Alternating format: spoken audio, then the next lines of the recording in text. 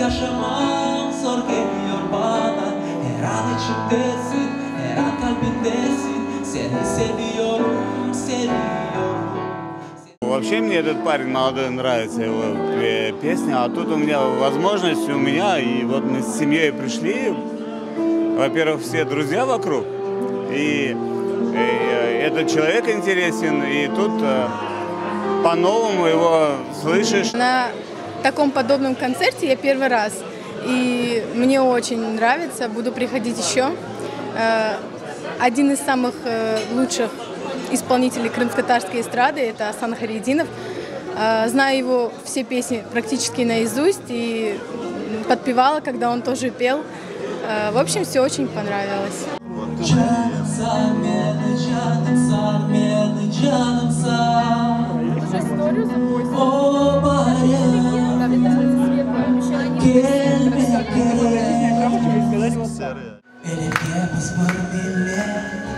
Yenilmez büyük kuvvet, yaraştırsın onu tarafta. Boşuna uyumu sevdiğinde sardıklık yanımsa, gelecek umurda kara gidince, eşekini duyar, yanıp kusuyor, sonrası kalırken. Мне очень приятно слышать его песни, его творчество, я слежу постоянно за ним. Для меня это немножко новое, потому что я все-таки слышал больше его эстрадного исполнения, либо там на свадьбах. Очень круто, очень уютно. Вообще, çok sağ olun.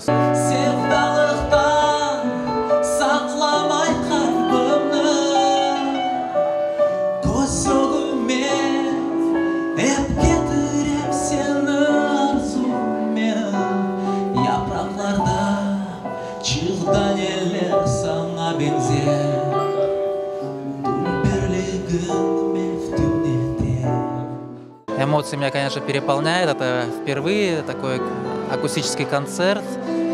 Мне очень приятно, что людям нравится, люди слушали, люди подпевали.